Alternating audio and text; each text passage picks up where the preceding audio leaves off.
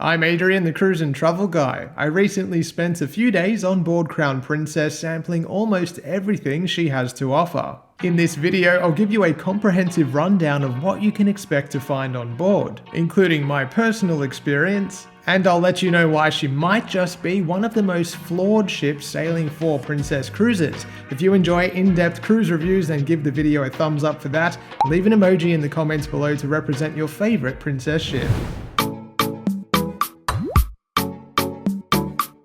Remember, when it's time to plan your next cruise, head to my website first where you can search, compare, and book. Currently, Princess Cruises operates a fleet of 16, soon to be 17 ships, and Crown Princess is one of its oldest. She's part of the Grand class of ships, although more accurately, she's known as a Crown class ship. That's because she features a number of variations which separate her from the class's namesake, the 1998 launched Grand Princess. Crown entered service in 2006 and has two direct sisters, Emerald Princess and Ruby Princess, and if you've sailed on any of these Grand class ships, there will be a sense of familiarity once you step on board. As one of the line's older ships, she exhibits the brand's more classic design elements. That means more traditional, darker timbers and furnishings that do help to create a sense of warmth and elegance on board. The heart of the ship is its three-level atrium. In Princess speak, this is known as the piazza. It's where restaurants, bars, lounges, shops, and entertainment converge. In keeping with ships of this time, she sports a wraparound promenade deck, perfect for morning walks or to just feel that connection to the ocean views. Outside, Crown's Grand class routes means there are expansive outdoor areas, with lots of space to lounge, particularly if you're a sun lover. There are 4 pools, 1 forward, 2 midship, and 1 aft, with the rearmost pool being reserved exclusively for adults, although during our cruise it sat empty the entire time. The word from those on back-to-back cruises was that it had been that way for some time. The Grand class ships really do provide an enviable amount of alfresco spaces. If you would like to see a full walkthrough ship tour, I've linked to it in the description below. Typical of Princess, there's a range of standard accommodations that span interior, ocean view, and balcony categories. During our short cruise, we chose to stay in a balcony cabin. I've linked to my cabin tour in the description below. It's certainly a comfortable space, if a little on the small side. There's no separate indoor sitting area with a sofa or lounge, which is something you see more regularly on newer cruise ships, including those from Princess, being the Sun and Star Princess. All cabins feature Princess's luxury bed, which leans towards soft and plush. I've always found Princess beds to be among the more comfortable at sea, but your mileage might vary. Standard cabin bathrooms are small, with shower curtains separating a very compact shower space from the rest of the rather plasticky and dated space. Soft furnishings, carpets, curtains, and bedding could all use a refresh, and Crown Princess is due to undergo a refurbishment later this year. On the premium end, the ship offers mini and full suites. Mini suites feature a separate living room as well as a larger bathroom with tub. There's also a range of full suites with dual access bathrooms, wet bars, and much more in the way of space. Passengers choosing full suites or specific mini suites known as Reserve Collection get access to a walk-in section of the main dining room, which means that you don't need a reservation. You can just go to the restaurant during its open hours and you'll be seated. Guests in full suites also receive additional perks, including complimentary laundry and in-cabin dining or afternoon tea, but there's no dedicated concierge or suite lounge on board Crown Princess. Princess offers 3 fare tiers: Standard, Plus, and Premier. I've linked to the Princess website where you can read all of the specifics, but in summary, the Standard fare is your base entry-level fare that gives you your accommodation, access to all included dining, and of course entertainment. For $65 Australian per person per day, Plus gives travelers unlimited high-speed internet for a single device, the ability to order food and drink via Ocean Now, 2 meals at any of the casual restaurants per voyage, and the Plus Drinks package, which includes all barista-style drinks, soft drinks, water, mocktails, and up to 15 alcoholic beverages per day. For $100 per person per day, people can choose the Premier package. This is the top tier package, so it includes unlimited dining at all of the casual and specialty dining restaurants, which we'll cover shortly, as well as unlimited high-speed internet for 4 devices and an unlimited alcoholic beverage package as well. To me, Plus is the value sweet spot, but after some recent changes to package inclusions, Premier has become more appealing to travelers wanting to dine exclusively in specialty or casual venues. Our 3-day cruise cost $1,439 per person for a balcony cabin inclusive of Princess Plus. The booking also came with a $75 onboard credit, which meant we were able to escape the cruise at the end without incurring a bill. It's probably the most contentious topic when it comes to a cruise, and Princess's latest approach to mealtime is not exactly easy to follow. Effectively, there are 3 types of dining on board. The first is that which is included for all passengers. The second is called casual dining and is included in the cost for passengers who book Princess Plus or Premier. The third is specialty dining and is included in the cost only for passengers who book the top tier Premier package. In terms of included dining, so that means that which comes at no additional cost for any of the passengers on board, there are 3 main a la carte dining rooms. All 3 operate nightly for dinner, and the one that you dine in will ultimately depend on the style of dining that you choose. You can do this before your cruise, and you can essentially pick between flexible anytime dining, where you're able to make a separate reservation for each night of the cruise, conveniently using the Princess app, and you can even choose who you want to dine with. Then there's traditional dining, where you pick between an early or late sitting and are assigned the same table, table mates, and wait staff for the duration of the cruise. Finally, there is walk-in dining, where you don't need to make a reservation at all. When you're hungry, you simply go to the restaurant, as provided it's open, and you'll be seated when a table is available. The menu is the same across all of these restaurants. One of the restaurants is also open daily for breakfast and for lunch during sea days and on embarkation day. While there have been cutbacks across all cruise lines since cruising resumed, I do believe that Princess still offers a fairly solid dining room option. During our short cruise, we tried the main dining room once for dinner.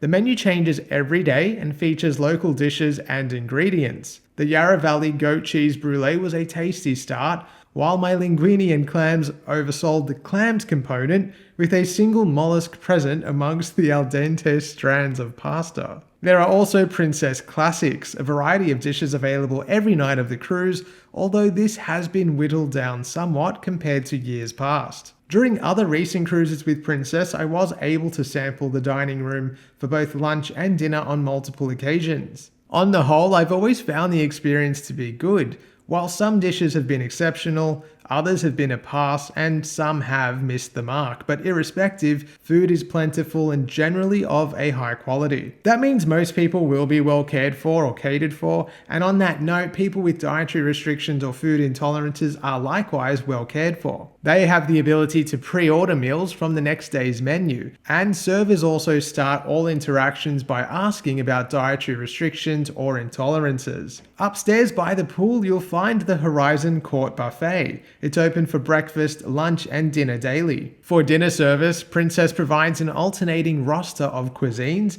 with something different highlighted each night. Think Japanese one day, Mediterranean the next, and much, much more. All guests receive a printout of the nightly specials in their cabin on boarding day. During breakfast, you can expect to see all the classics, along with made-to-order eggs as per your preference, plus all of the sides. Cereals, cold cuts, cheeses, fruit and pastries round out the offering. During lunch, there are fresh salads, sandwiches and rolls, hot food dishes, and lots more. Outside of main meal times, Carib Cafe offers a selection of savory and sweet bites that allows people to quickly and easily grab a snack. By the midship pools, you'll find Slice Pizzeria. It's open from late morning until late evening. It's included in your fare, and there's typically 3 or so varieties of pizza available with one special of the day. Gluten-free pizza is also available on request. It just takes a little bit longer to prepare. I've always found the pizza on board Princess ships to be tasty and of a high quality, and it was no different on board Crown. Also adjacent to the pool, you'll find the Salty Dog Grill. This is another included venue and specializes in takeaway style burgers,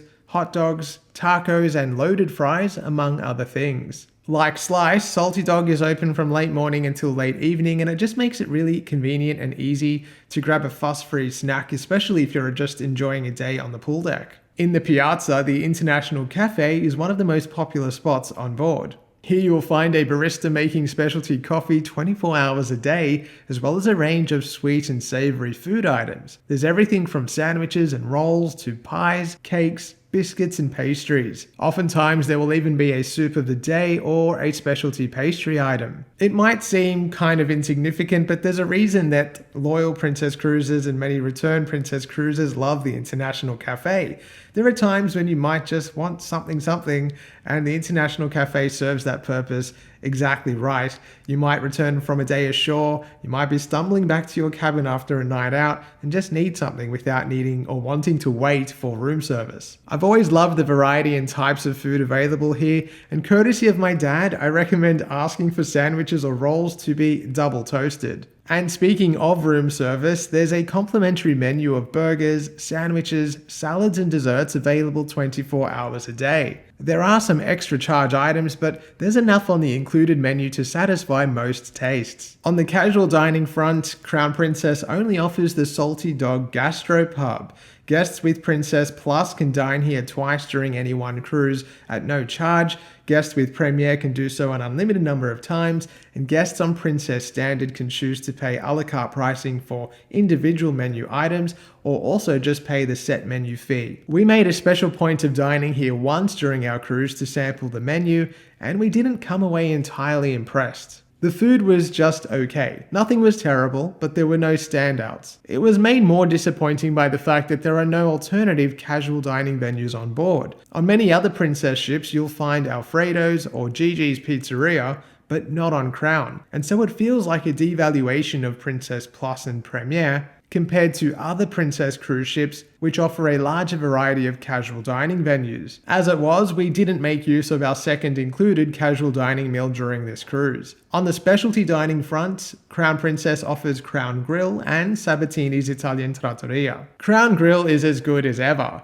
and Michael and I have to express a sincere thanks to our friends David and Lou for the invitation to join them for dinner one night during our cruise. When it comes to consistency and deliciousness, Crown Grill is way up there. I've never been disappointed when dining here, irrespective of the ship. From starters to salads, soups to mains and desserts, it's always fantastic. Whether you're a meat eater or not, there's something on the menu that is sure to satisfy.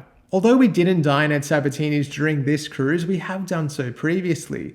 Personally, I have found that Sabatini's is not what it used to be. There was a time about 10 years ago where it was truly one of my favorite Princess restaurants. Overall though, since then I've just found that the quality has dropped. It's by no means bad. However, having experienced it in the earlier days, I can tell you that there is a difference. Still though, we spoke to plenty of people that dined there during our cruise and they all loved it. Crown Grill and Sabatini's both cost about 70 Australian dollars per person. Princess offers a comprehensive entertainment program that does ensure there's pretty much something for everyone during each voyage. Things always kick off with the Princess Sail Away Party.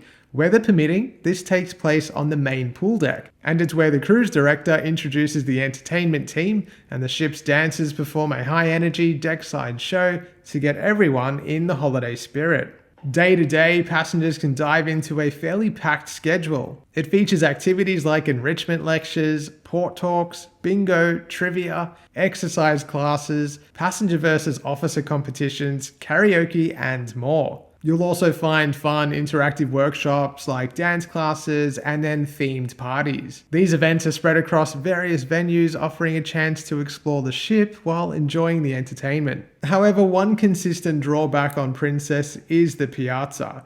It is the social center of the ship and as such is used for multiple purposes throughout each voyage and throughout each day. The reality though is that the audible volume of events held here can on occasion be overwhelming, especially for those trying to relax in the surrounding bars and lounges, or even for those doing some shopping. If you've watched my other Princess Cruise reviews, you'll know that this is pretty much a recurring gripe. While the Piazza is undoubtedly the ship's heart, its acoustics can amplify performances to the point where they do overpower the other experiences it aims to provide. That said, Princess Cruises truly excels when it comes to musical entertainment. The live musicians scattered throughout the ships are exceptionally talented, with everything from string quartets in the Piazza to vibrant party bands poolside or pianists in an intimate bar. There's always something to enjoy throughout each cruise. Comedians also feature prominently in Princess's entertainment lineup, with dedicated comedy shows that often draw a packed house. Theatre productions are of course a major highlight, and Princess delivers on this front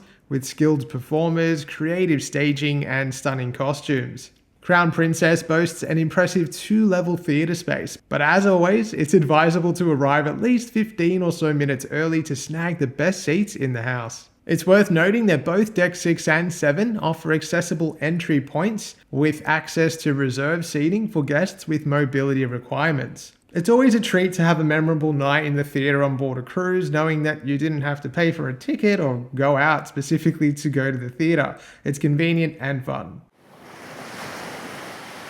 Princess Cruises offers the best technology in the industry bar none, and it's called the Medallion. Featured across every Princess ship in the fleet, it functions as both your room key and payment device when you're on board. The token-like medallion is provided to each guest at boarding, although travelers residing in some countries, such as the US, can choose to have it posted to their home before embarkation. The medallion unlocks your cabin door as you approach it, making it much easier to enter your stateroom. I found this worked about 80% of the time. On occasion, I would need to hold the medallion up to the little screen outside my door for it to register, and at other times there was just a slight delay, but it's still much better than any of the old keycard systems. In your cabin, a flat-screen television provides access to a comprehensive, on-demand library with television shows, movies, and music. It's a really solid offering, and there are no pay-per-view fees to worry about. Outside of your cabin and paired with either your smartphone or device, or even using one of the giant screens located throughout the entire ship, you can track your traveling companions, provided that they have opted in to that service. That means you can easily locate family members or friends if you've been separated, and it makes the ship feel much smaller than it is. In the same way, crew members are able to interact with guests in a more personalized way because of Medallion. Tablets that are located at each bar and venue allow crew members to associate your name with your image, so they can on occasion greet you personally, and this really goes some of the way to providing some of that small ship feel which is missing on larger cruise ships these days. The system doesn't work flawlessly, however, and I must imagine that there are some sort of constraints that are due to the number of medallions and passengers that are in any one space at any one time. This means that where crew members should be able to rely on their smart tablet to associate you with your account when taking, say, a drink order, they usually end up having to ask for your cabin number to associate you with your onboard profile. It makes the experience feel less seamless than is advertised, and this has been a consistent experience across multiple Princess cruise ships. It's still infinitely better than receiving a receipt to sign, as happens to this day on competing cruise lines, but not quite as smooth as the marketing would have you believe. One of the much vaunted features of Princess Medallion is the ability for guests to order a drink or snack to their location on board, almost anywhere on board in fact. The service is called Ocean Now, and it's included for passengers traveling with Plus or Premier. Standard fare travelers can activate the feature for a one-off fee of about 25 Australian dollars. My experiences with the system have varied. Most recently on other Princess cruise ships it's been quite positive, but during my time on Crown Princess it wasn't quite the case. It really didn't seem to work properly at all. Orders I placed via the app never seemed to progress to the preparing stage, and oftentimes I'd end up cancelling it within about 30 minutes after seeing that the status hadn't changed at all. There's also the absence of simple items like potato chips or crisps, which are only available with an accompanying sandwich, like a club sandwich. There are occasions when you're having a drink, you might want a salty snack, and because the bars don't provide that, your only option really is to look on the app, and then it's not available to order. It seems like a misstep because you can order a sandwich that comes with these chips And people do that, and I've seen people do that, and it's wasteful. I'm sure that's a pretty simple fix. But in terms of the overall experience, I have to admit that I haven't found it ever on other Princess cruise ships to be quite this clunky. As a passenger, it certainly didn't feel efficient, and I can't imagine the crew were having a good time with it either. Whether this is specific to Crown Princess or indicative of a wider issue with the system, I'm not sure. And again, I've had really positive experiences using Ocean Now on other Princess ships, so I wouldn't use this as an example or indication of what the whole is like. To me, Medallion remains very much a positive to the cruise experience, and anytime I've cruised with another line that doesn't have it, I miss it.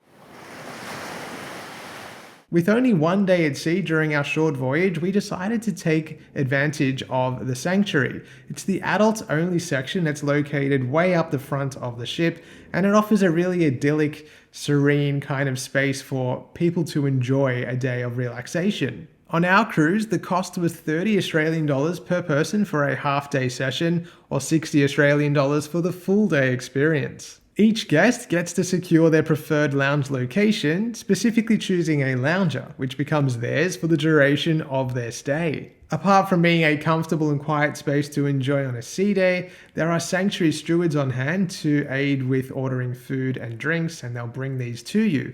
Plus, those looking for extra pampering can organize massage or therapeutic services from the Lotus Spa, which is located just one deck below, and some of those services can even be provided in the Sanctuary in the privacy of one of the cabanas. There's also an exclusive food menu with items only found in the Sanctuary. One of the big appeals of a stay in the Sanctuary should be the service and inclusions. Unfortunately, this wasn't in line with our experience. We were provided with menus when we arrived and told someone would be over to take our orders for lunch, but after almost 30 minutes of waiting, we had no choice but to find the stewards. It sounds like a small gripe, but the service element is one of the main advertised features of the Sanctuary, and it's what you pay for.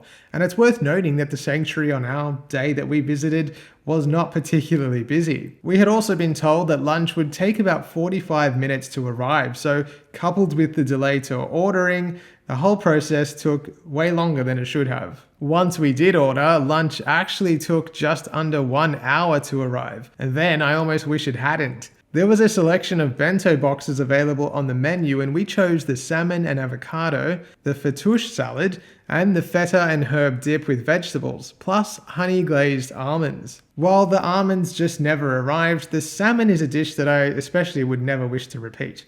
I'm not sure exactly what I expected, but this combination of ingredients wasn't it, especially in bento box form. Even with the dry chicken, the fattoush salad would have been a pass had the pita chips arrived. Why else order a fattoush? But they didn't make the cut this time. And the feta and herb dip was a watery letdown, while the vegetables supplied on the side were a little dried out.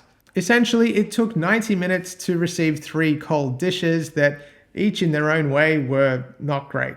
One saving grace, though, was afternoon tea. For everyone on board, it's served in the main dining room on sea days, but it's also a daily feature in the Sanctuary, coming through at about 3 p.m. This was much better and suited the weather, which had suddenly become chilly as Crown Princess sailed further south. Personally, and based on this experience alone, I wouldn't bother paying for it again, but I do know that people love the Sanctuary, so I am assuming that we just had a one-off bad experience. For that reason, I wouldn't rule out trying it again in the future. Bookings for the Sanctuary can only be made once on board, so I do recommend heading straight up there once you get on the ship to reserve your spot, because on particularly warmer cruises, it can be very popular and sell out. So I mentioned at the beginning of this review that Crown Princess might just be one of the most flawed cruise ships sailing for Princess, and I stand by that for a couple of reasons. The first is that unlike some of her older Grand Class sisters, Crown Princess carries additional passengers, but has the same number and size of public venues and spaces. Compare Crown Princess to Diamond Princess. At double occupancy, Diamond carries 2,670 passengers, where thanks to an additional deck of passenger cabins, Crown caters for 3,080. That's an extra 400 passengers, and it does contribute to some extra bottlenecks that you might experience around the ship, particularly during disembarkation, especially if the water shuttles or tenders are required in port, and even at popular shows or events. Plus, with no additional public spaces, that just means there's a reduced amount of physical space for each passenger, something noticeable around the pools during sunny days. And on that note, there's really just not much shade around the outside of the ship,